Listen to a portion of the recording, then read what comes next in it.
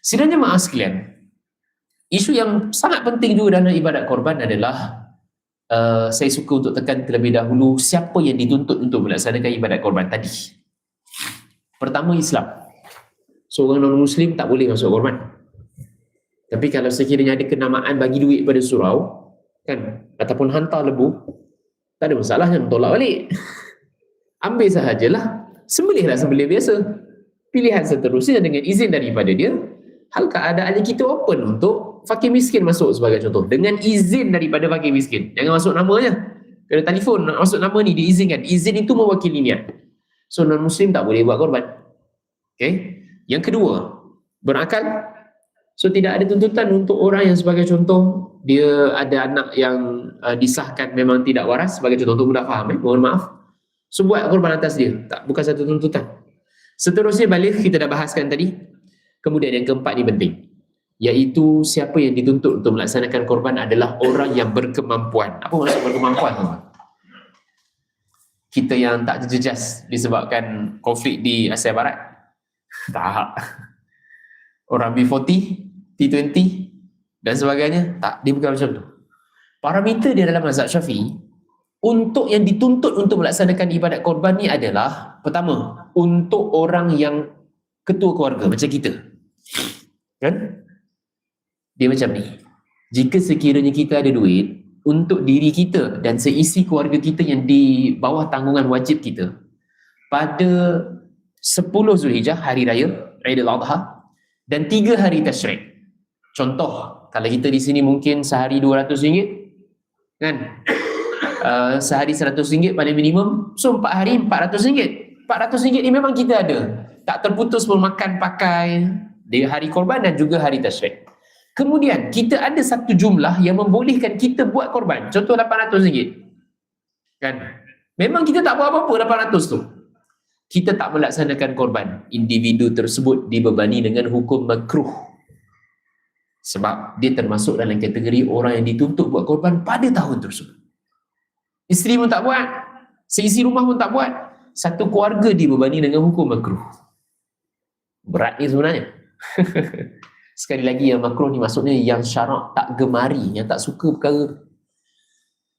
Tuan-tuan cuba bayangkan, Allah Subhanahu Wa Taala, dia tak berhajat pun kepada ibadat korban kita. Sembahyang subuh tadi yang tuan-tuan buat, kan? Kita buat. Adakah Allah Ta'ala berhajat kepada solat kita? Susah bangun pagi-pagi ni, kita datang surau baik sembahyang rumah.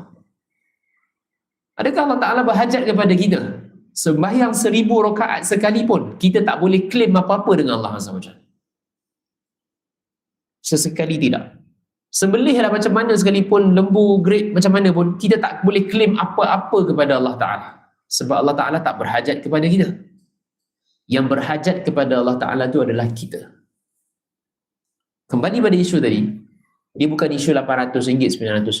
Dia isu sebenarnya pengabdian kerasaan kita, sebab perasaan sebagai seorang hamba yang bersyukur setahun sekali ibadat yang besar ni, kita yang berharap pahala yang besar daripada darah, tulang, bulu, keseluruhan daripada haiwan korban tu, keampunan dosa kepada kita yang banyak kelalaian. Khusus untuk saya yang bercakap.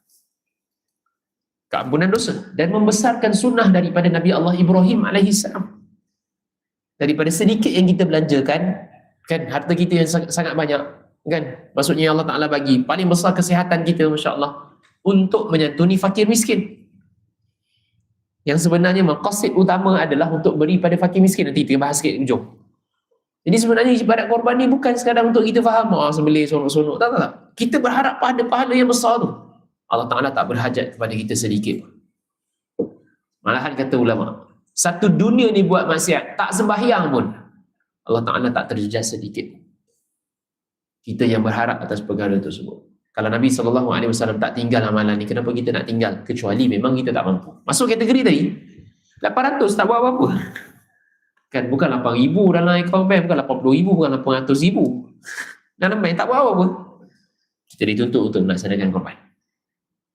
Kalau orang bujang yang tidak ada tuntutan, maksudnya nafkah di bawah dia, diri dia, cukup tak sehari dalam Zulhijjah, maksudnya hari raya, dan hari-hari Tashrik, dah cukup makan pakai dia, tak ada terputus, tak ada kena minta dengan orang dan sebagainya, ada lebihan duit, dia dituntut untuk melaksanakan ibadat korban. So anak-anak muda kita sebagai contoh yang baru kerja dan sebagainya, sebenarnya kena bagi tarbiyah. Anak kecil kita pun sebenarnya bagi tarbiyah. Bawa mereka semasa Aidil Adha. Sebut ini sunnah Nabi SAW. Bukan sekadar sembelihan daging, tetapi adalah pengabdian untuk kita mengiktiraf kecil sangat pengorbanan kita berbanding dengan Nabi Allah Ibrahim yang terpaksa untuk sembelih anak sendiri. Kita ni sembelih apa sebenarnya? Mohon maaf, sembelih hawa nafsu kita daripada sayangkan duit tu.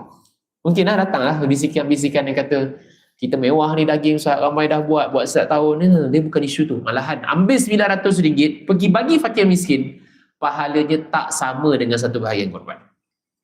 Tak sama. Ia lebih afdal. Seafdal amalan semasa Zulhijjah adalah perbuatan menumpahkan darah haiwan semata-mata kerana Allah Azza wa Jalla.